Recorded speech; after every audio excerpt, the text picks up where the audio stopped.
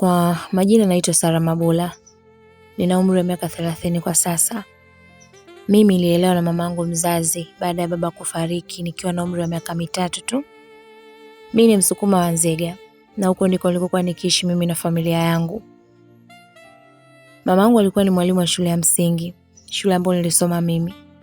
Basi bwana, baada ya kumaliza darasa la 7 mimi nilifaulu vizuri sana kuendelea na masomo ya sekondari, na mamangu hakutaka nisome shule ya kata ambayo nilikuwa nimechaguliwa, lakini badala yake alijichanga na kunipeleka shule moja ya private iliyoko mkoani Tabora. Kwa umri huo mimi nilikuwa najitambua kiasi chake, na ilinitosha sana mimi kutambua kwamba mama yangu alikuwa akiishi na ugonjwa wa ukimwi, na kufahamu huo ndio ugonjwa ambao ulimuua baba yangu mzazi. Lakini nashukuru Mungu, mama aliweza kufuata ushauri aliopewa na madaktari namna ya kunilinda mimi hadi nisipate maambukizi hayo. Nimeishi mazingira ya kutokuwa na marafiki toka nikiwa mdogo, na hayo ndo mazingira ambayo alinijengea mamangu. Mimi sikuwahi kabisa kuwa na rafiki katika maisha yangu. Zaidi nilifocus tu na masomo yangu, na mamangu ndo alikuwa mtu pekee, yani alokuwa karibu na mimi zaidi kuliko mtu yoyote yule. Na yule ilinifanya mimi kuwa binti mpole sana, asiyekuwa na mambo mengi. Kiufupi mimi nina umbo fulani hivi, na kiukweli sura yangu namshukuru Mungu, siwezi kupita mbele za watu wasinitazame hata kwa kuibia tu. Basi hayo ndo maisha yangu. Basi baada ya kufaulu kuingia form 1 na siku za kwenda shule zilivyokuwa zinakaribia, mamangu aliniandalia maandalizi yote ya shule mimi kwenda kusoma. Na siku ilipofika, mama alinusia mambo mengi sana. Alinifundisha mambo mengi sana mama yangu ambayo before hakuwahi kuyaongea kwangu. Na nikisema kwamba niyaorodheshe hapa nitakuwa simalizi. Lakini nadhani utakuwa unajua na saa ambazo wazazi mara nyingi wanawapatia watoto wao. Basi mimi nilienda shule, na siku nilipoondoka kutoka nyumbani ikawa ni mwanzo wa historia mpya kabisa ya maisha yangu. Niliondoka nikijapia kusoma sana na kuhakikisha kumweka mama yangu kwenye mazingira mazuri hapo baadaye. Na mama yangu ndo mtu aliyenipeleka shule kwenda kunikabidhi kama mzazi wangu. Basi nilianza kidato cha kwanza kama binti mwenye ndoto kubwa sana. Yaani nilikuwa na ndoto zangu mwenyewe. Na kama kawaida yangu, sikuwa na rafiki kabisa hata baada ya kufika sekondari. Lakini namshukuru Mungu, mimi ni mtu ambaye napenda kuongea na kila mtu na nacheka na kila mtu. Ila tu kuwa karibu na mtu, kumfanya kama rafiki yangu pekee, hicho ndo kitu ambacho sikuwa nacho. Shule ilikuwa ni ya wasichana tupu. Nisiwe muongo. Kiukweli baadhi ya walimu wa kiume walijua kunisumbua sana kwa kunitaka kimapenzi. Lakini nilikuwa ni mtu ambaye najitambua sana. Siku moja niko zangu darasani nikaja kuitwa kwamba nahitajika ofisini kwa mwalimu mkuu. Kidogo nilistuka kwa sababu sikuwa na ajenda yoyote.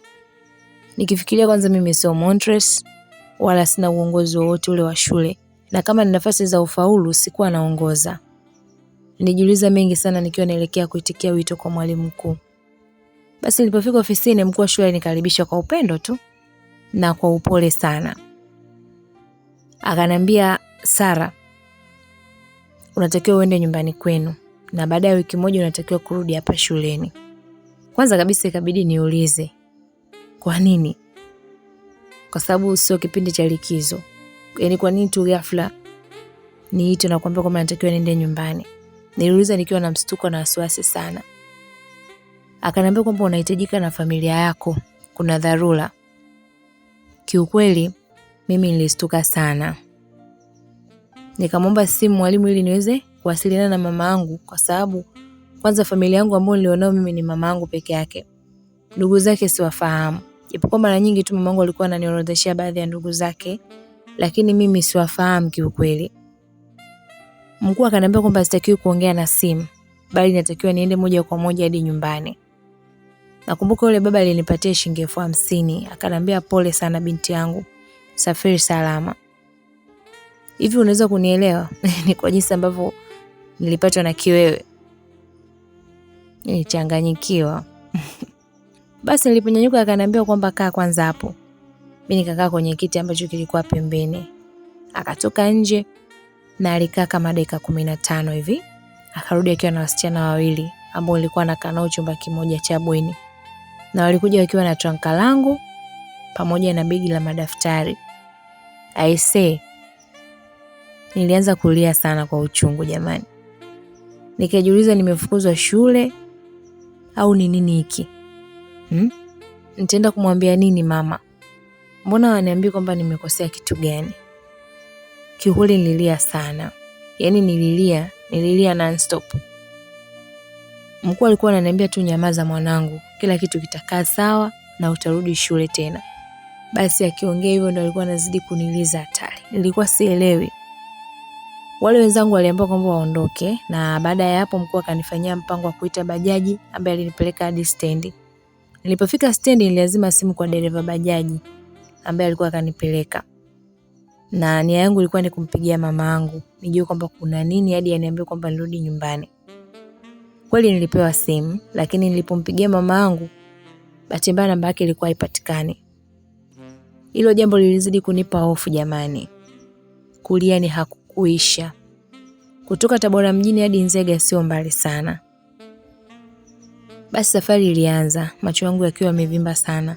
Nilikuwa na hamu ya kufika nyumbani haraka ili nikutane na mama, nijue ni kwa nini nimefukuzwa shule au ni kwa nini kaniita kutoka shule. Mama anaumwa au kuna kitu gani? Kwa kweli nilikuwa na maswali mengi sana. Basi bwana, nilipofika Nzega nilikodi bodaboda ambayo ilinipeleka hadi nyumbani kwetu. Kwanza kabisa nilipigwa na bumbuazi sana kwa jinsi nilivyokuta mazingira ya nyumbani. Ilikuwa tofauti kidogo. I say, kulikuwa na watu wengi sana. Wa baba, wa mama. Nilisimama kuangaza huku na kule kumtafuta mamangu kabla sijaingia ndani. Lakini nilishangaa navamiwa kwa kukumbatiwa na mwanamke mmoja hivi ambaye alikuwa akilia sana. Nilipomtazama niligundua tu kwamba ni mwalimu mwenzie na mama kwa sababu namfahamu. Nakumbuka huyu madamu anaitwa Mwalimu Neli. Alinikumbatia kwa nguvu mno. Akawa analiokuwa anataja jina la mama. Anasema Jackie. Sara amerudi Jackie, atacheka na nani tena rafiki yangu muondoka. Jackie ndio jina la mama yangu. Kiukweli nilibaki na mawenge. Nikajikuta natupa mizigo ambayo nilikuwa nayo na kuingia ndani haraka. Huko ndo nikakuta wanawake wengi sana wamekaa. Wengine wanalia, wengine wanaomboleza, wengine wanaimba. Kuna mmoja alinifuata akanikumbatia. Akaniambia pole sana mwanangu, pole. Afa akaendelea kulia. Kiukweli ilibidi nimuulize kwa hasira sana. Pole ya nini? Mbona mnanichanganya? Akaniambia Sara, ina maana hujui kama mamako amefariki? Nilishiwa nguvu jamani. Baada ya hapo sikuelewa nini ambacho kiliendelea kwangu. Nilikuja kustuka niko hospitali nimelala na cha kwanza kukiona kabisa ilikuwa ni drip tu. Puani ilikuwa na mirija ya kupitisha chakula. Na bahati nzuri muda nafumbua macho kulikuwa na dokta. Alisogelea na kunipima pale akiwa kama kastuka kweli. Hapo kumbukumbu sina. Lakini natambua tu kwamba niko hospitali. Dokta akaniita kwa upole sana. Sara. Nikamwitikia. Nikaona kafurahi sana. Akawaita wenzie, kanipima sana pale. Baada ya hapo nakumbuka nilihamishwa chumba. Na baada ya sasa ya kutoka kwenye kile chumba ambacho nilikuwepo, ndo nagundua kwamba nilikuwa ICU. Acheni tu. Hapo sikumbuki chochote kuhusu msiba wa mama yangu. Ila nilipokuja kufikishwa wodini, nikapelekwa kitandani, ndo nikamuuliza dokta, mama yangu yuko wapi? Nadhani dokta mwenyewe hakuwa anajua kama sikumbuki chochote. Akaniambia kwamba mamako anakuja muda si mrefu. Nikaanza kujiuliza, kwa nini niko pale na ilikuwaje? Yaani mpaka nimekuja kujikuta hospitalini, nini ambacho kimenitokea? Kwa sababu nilikuwa sikumbuki. Lakini bado sikuwa na kumbukumbu zozote. Yaani hakuna kitu ambacho nilikikumbuka. Nakumbuka tu kuna sindano ambayo nilichomwa pale. Daktari akaniambia kwamba nipumzike. Na kweli nilipitiwa na usingizi. Nadhani ilikuwa ni sindano ya usingizi. Nilikuja kustuka baadaye sana. Nakumbuka ilikuwa ni mida ya jioni. Pembeni yangu alikuwepo ule mama ambaye alinipokea nyumbani. yule ambaye alinikumbatia na kuniambia habari za msiba. Nilipomtazama vizuri ni kama kumbukumbu zilianza kurudi. Nikamuuliza ili kuhakikisha hisia zangu ziko sahihi au ni ndoto. Nikamuuliza, mamangu yuko wapi? Alianza kama kusita hivi. Akawa kama anaogopa. Nikamrahisishia swali langu. Nikamuuliza tena, mamangu amefariki? Akanijibu kwa kichwa kwamba ndio. Alafu akaniambia, Sara, hebu punguza pressure mwanangu, sawa? Kiukweli nilijaribu sana kujikaza lakini nilishindwa. Nikajikuta nikilia tena. Nikamuuliza, amezikwa? Akanambia ndio. Tumemzika siku 3 zilizopita. Aisee, niliumia sana jamani, siwezi kuelezea. Niliumia sana. Mamangu amefariki alafu sijamzika. Na wala sijabahatika hata kuona mwili wake. Nijisikia vibaya sana. Akanambia, lakini usijali mwanangu. Mimi ni mama yako mdogo. Mama yako ni mtoto wa mjomba wangu. Tumeishi naye sana nyumbani kwetu baada ya wazazi wake kufariki. Ndio mama wangu ambaye ni shangazi yake akamchukua. Kwa hiyo mimi ni mama yako mdogo kabisa. Kuwa na amani. Nilikuona mara ya mwisho ulikuwa kadogo sana. Dada alikuja kujifungulia nyumbani. Mimi nilinyamaza kimya tu, machozi yananitoka. Nikamwambia, mama mdogo, sasa nitaishije mimi na mamangu ndo alikuwa kila kitu kwangu? Nitakuwa mgeni wa nani mama mdogo? Na mbaya zaidi mama hajajenga bado. Ndio kwanza tunaishi kwenye nyumba ya serikali. Mama mdogo akaniambia, usijali mwanangu. Ndio maana mimi niko hapa. Kila kitu niachie mimi mwanangu, sawa? Jamani, kama kuna mtu ambaye amewahi kumpoteza mzazi wake, aidha baba au mama, alafu hakuwahi kubahatika, yani hakubahatika kuona mwili wa mzazi wake ama kumuaga ama angalau hata kushiriki tu kwenye mazishi, atakuwa anaelewa ni maumivu ya kiasi gani ambayo mimi niliyapitia kwa wakati ule. Nikamkumbatia kwa mara ya kwanza. Nilikaa hospitali kama siku zingine 2 baadaye, na baada ya kukaa sawa niliruhusiwa kurudi nyumbani. Nilienda kuliona kaburi la mama yangu na kumuaga kwa mara ya mwisho kabla sijaondoka na mama mdogo ambaye aliniambia kwamba yeye anaishi Dar. Japokuwa alikuwa mdogo sana, lakini niliulizia kuhusu mirathi ya mama yangu. Nikaambiwa kwamba utaratibu upo mahakamani tayari na hilo litafanywa kazi. Basi nikaridhika. Tukaondoka na mama mdogo ambaye alionyesha upendo sana kwangu. Siku niliyofika Dar, nilijipia kwamba inabidi nisahau maumivu yote na kuanza maisha upya bila mama. Nikaamua nimpende mama mdogo na kumchukulia kama mama yangu, nisimkatishe tamaa. Nilimuuliza mama mdogo kuhusu wazazi wake ambao ni babu na bibi yangu. Akaniambia kwamba wao tayari washatangulia mbele za haki. Yaani walishafariki pia. Ile siku nimefika nyumbani kwa mama mdogo, nilianza kushangaa huku na kule katika hali ya kukagua mazingira. Na hiyo ni kawaida kwa kila mtu unapofika kwenye eneo ambalo ni mazingira mageni kwako. Ilikuwa ni nyumba ya kawaida tu, nyumba yenye vyumba 2 na sebule. Na mama mdogo alikuwa amepanga hapa kwa nyumbani kwake. Na alikuwa ameniambia leo toka tukiwa safarini. Lakini pia alikuwa ameniambia kwamba anaishi na mume wake ambaye ni babangu mdogo. Hata siku hiyo ndo tumefika, tulipokelewa na baba mdogo mwenyewe. Mama mdogo akanitambulisha pale, tukafurahi kama familia.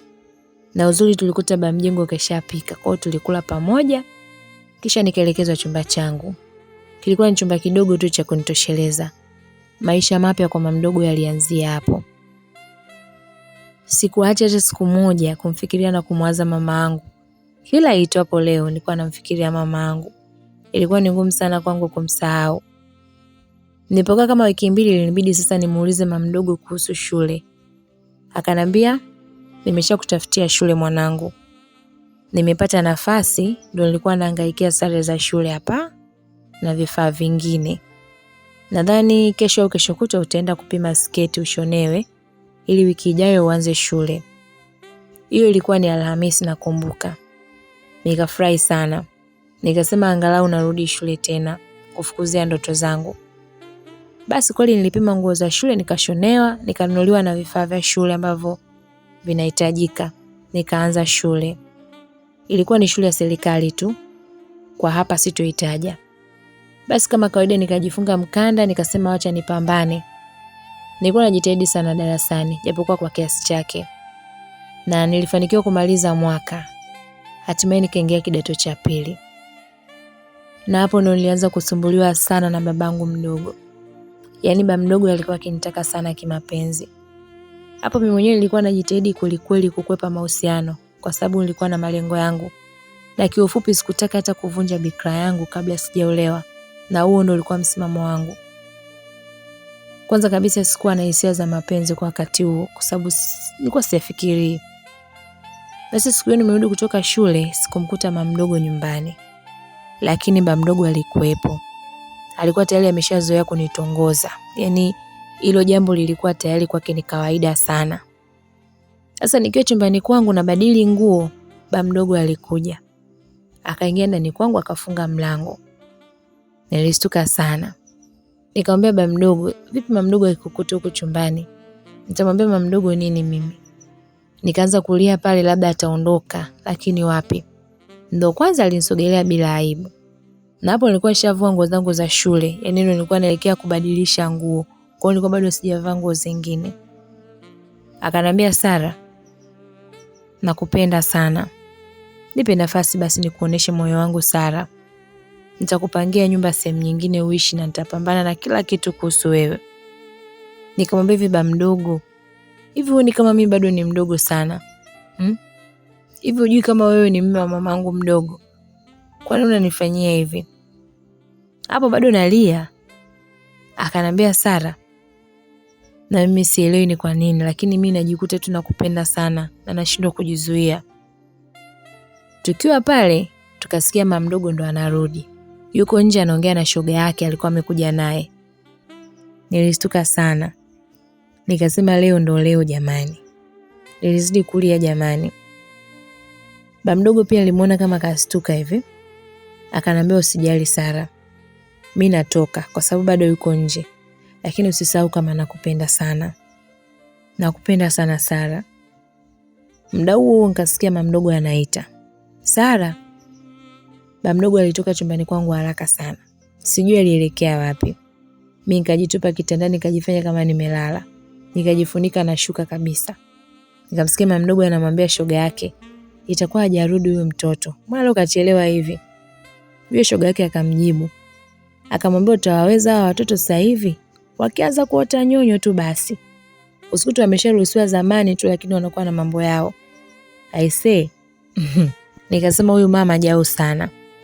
Lakini nilijikausha pale hadi nikapitiwa na usingizi kabisa. Nilikuja kustuka usiku mida ya 2:00 na mama mdogo ndo aliniamsha. Akaniuliza, Sara, umerudi saa ngapi wewe? Unajua nimekutafuta sana. Nikamwambia nimerudi muda mama mdogo toka tulivyoruhusiwa mida ya saa 9. Sema tu kichwa kilikuwa kinaniuma sana kwa hiyo nilifikia kulala.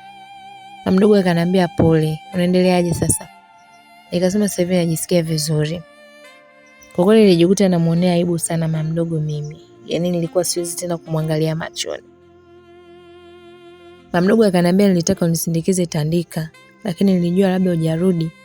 Nikaenda mwenyewe na ndio nimefika muda si mrefu. Amka basi unisaidie kupika. Nikasema sawa mama mdogo. Basi nikaamka. Mama mdogo alikuwa ananiangalia sana kwa wasiwasi. Yaani alikuwa ananiangalia mpaka mwenyewe nikajistukia. Akaniuliza swali ambalo lilinistua sana. Sara. Nikamwitikia abe mama. Akaendelea. Naomba nikuulize swali na usinifiche mwanangu. Nikamwambia sawa mama mdogo. Akanambia hivi, babako mdogo hajui kukusumbua kweli? Na sasa nilistuka sana. Ilikuwa ni swali ambalo sikuwahi kulitegemea. Nikahisi joto na kigugumizi. Mdomo ukawa mzito sana. Nikawa najiuliza niseme au nisiseme. Basi nikatabasamu tu nikamwambia mama, mbona umeniuliza hivyo jamani? Yaani hadi naona aibu.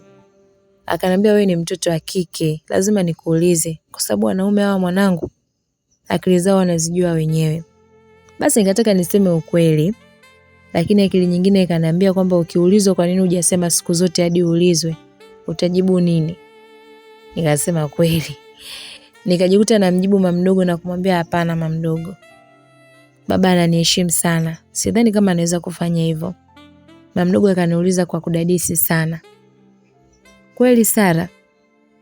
Nikajibu kwa kujiamini, ndio mama mdogo. Akanambia haya, nenda kapike Sara. Mama mdogo alisema tu hivyo, hakuongeza neno lingine. Lakini mimi ndo nilibaki na maswali mengi sana kichwani. Ni kwa nini mama mdogo kaniuliza hivi? Kawaza nini? Basi nikanyanyuka nikavaa nguo zangu. Wakati navaa mama mdogo alikuwa ananiangalia sana, yani kama mtu mwenye mawazo mengi sana. Akanambia Sara. Nikamwangalia, akanambia wewe ni mrembo sana. Una umbo zuri la kuvutia na sura nzuri sana. Unaweza kumshawishi mwanaume yeyote yule. Na kuomba jiheshimu mbele ya babako mdogo. Usiwe unavaa hizo kanga zako. Na unapokuwa chumbani kwako umelala mchana, jitahidi kuvaa nguo. Ese niliona aibu sana. Kwa sababu ni kweli. Ninapokuaga nyumbani mara nyingi sana navaa chupi tu na kanga.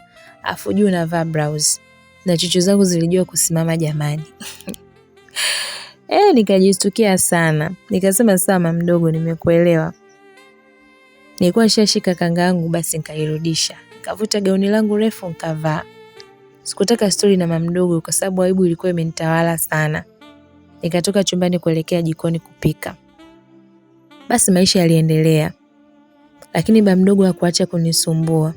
Yaani nilikuja kufikia hatua nikaanza kupata hisia na baba mdogo. Kiasi kwamba asipokuwepo nyumbani kama mimi nipo najisikia vibaya sana. Nikaanza hadi kumuonea wivu akiwa anacheka na mama mdogo. Yaani kiufupi nikajikuta nazama kabisa mazima kwa baba mdogo. Kuna muda nilikuwa napoteza concentration kabisa. Mama mdogo ananifokea kweli kweli. Ananiuliza kwani siku hizi upoje wewe? Basi najitahidi sana kukaa sawa. Jamani, nijikuta nampenda sana babangu mdogo. Nadhani hata yeye mwenyewe aligundua hili. Sasa alichoamua kukifanya akiwa na mke wake mbele yangu, basi atamshika, atajifanya kumbusu, wanacheka, wanafurahi. Mimi hapo ndo nilikuwa naumia sana. Yaani nilikuwa najisikia vibaya ile automatic. Na nilipokuja kufikia hiyo stage, baba mdogo aliacha kabisa kunisumbua. Yaani aliacha kunisumbua kwamba ananitaka kimapenzi, kwa sababu mara zote nilikuwa nikimkatalia. Alivyoacha kunifatafata kwa kweli, mwenyewe nilikuwa najikuta na mmisi sana. Siku hiyo sasa ilikuwa ni usiku sana. Kama saa 8 hivi. Nimelala. Nikawa namuota baba mdogo kama niko naye. Yaani namuota tuna kiss, mara nikumbatie, ananiambia nakupenda sana Sara. Nakupenda sana we Sara, wewe peke yako ndo nakupenda. Basi nikiwa kwenye ile ndoto nikastuka. Nikajikuta na misi sana baba mdogo, sana. Nikatoka chumbani kwangu kwa kunyata sana. Sijui akili ilitoka wapi. Lakini nilijikuta naelekea kwenye mlango wa chumba cha mama mdogo. Aisee. Sitosahau hii siku jamani, kwa sababu ndo siku ya kwanza kabisa mimi kuhisi hisia ambazo sikuwahi kuzihisi toka nimezaliwa. Nilisikia mama mdogo anagugumia. Aisee. Mambo ya faragha, unajua nilisikia sauti za mama mdogo. Afu kitanda chao sasa kilikuwa kinalia balaa. Yaani kitanda kina sifa balaa. Unajua kitanda kilikuwa kinalia, yaani kama kuna watu wanapigana. Nikasema hapana. Nikaelekea kwenye mlango wa kutokea nje. Nia yangu niende dirishani kwa mama mdogo, nikiamini kwamba huko naweza nikaamulia chochote kitu. Kama mchawi nilinyata na kufungua mlango kwa tahadhari sana. Nikafanikiwa kutoka nje. Basi nikaenda mpaka dirishani kwa mama mdogo. Aisee. Huko ndo nilizidi kupagawa.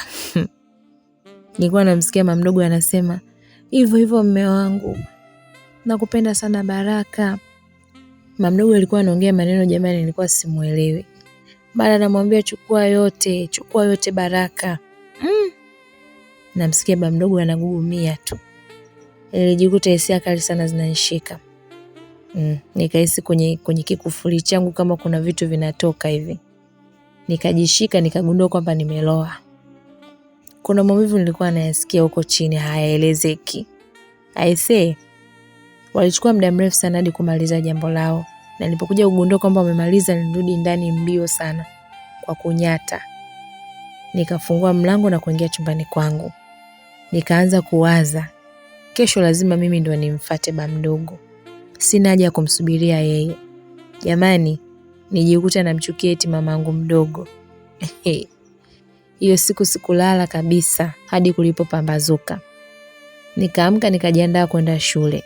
Hapo niko form 3, sina boyfriend na sitaki boyfriend. Lakini hisia zangu zote ziko kwa ba mdogo. Nikiwa shule nikasema leo ba mdogo atanikoma. Nikasema inabidi niombe ruhusa nisingizie kwamba naumwa. Maana mida ya mchana mama mdogo anakuwa kwenye biashara zake za mgahawa. Lakini ba mdogo mara nyingi sana anakuepo tu mchana nyumbani.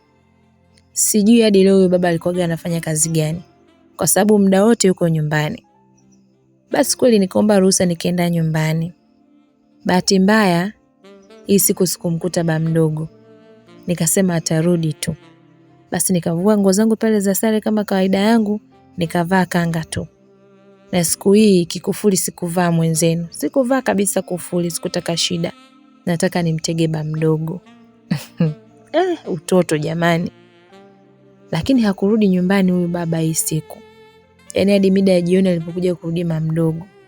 Mama mdogo akanikuta nimekaa sebuleni nimejiachia kwenye kochi na kuambia mguu pande, mguu sawa. Alafu nimepitiwa na usingizi babake. Remote ya TV iko kifuani. Niko na kanga tu. Kanga moja zile nyepesi. Yaani hata blouse sikuvaa. Mama mdogo aliniita kwa ukali sana hadi nikaamka.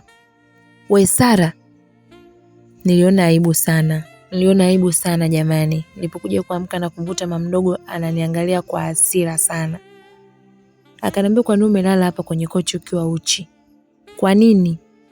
Umeanza tabia za mama yako sio? Kumbe nyie mfugiki Unajua humu ndani kuna babako mdogo unalala uchi.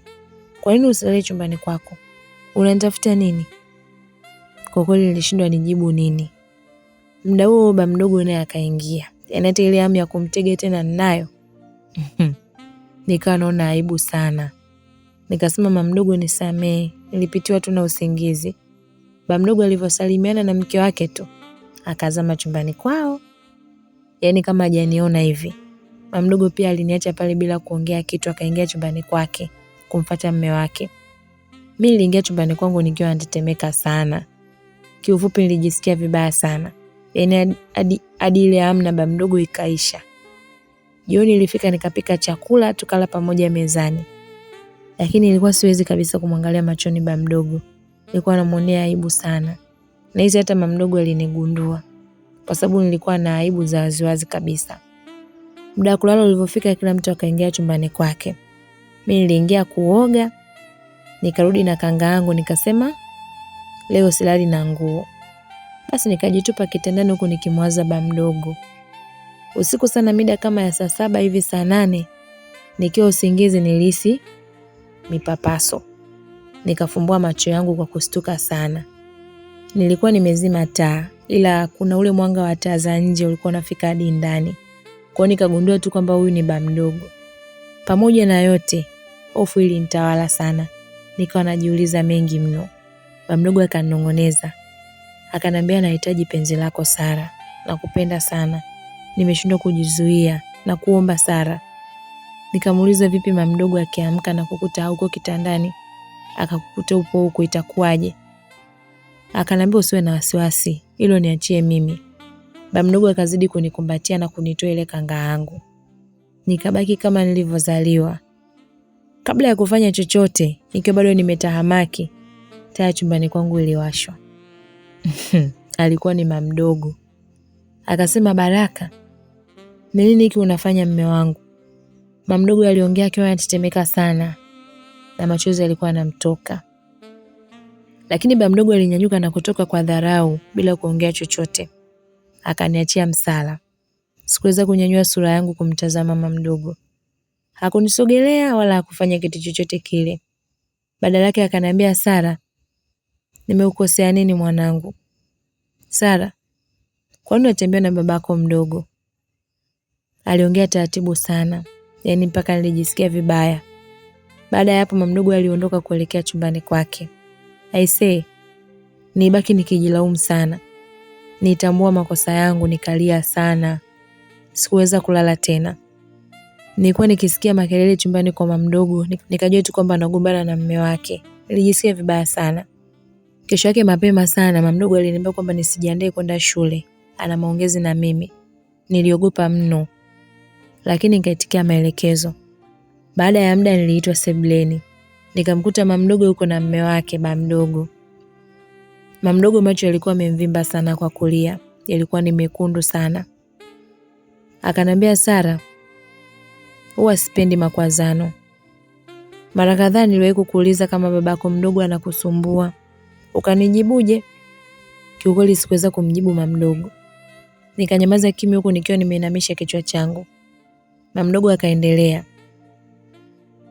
Sasa mwanangu, mimi ndoa yangu bado changa sana na siko tayari kuipoteza. Ndoa yangu naipenda sana. Sina cha kukusaidia zaidi. Naomba uondoke nyumbani kwangu. Kwanza niliona kama ndoto. Yaani sikuwa naamini maneno yanotoka kwenye kinywa cha mama mdogo. Nilistuka mno. Nikamuuliza mama mdogo, mimi naenda wapi? Nililia nikapiga magoti.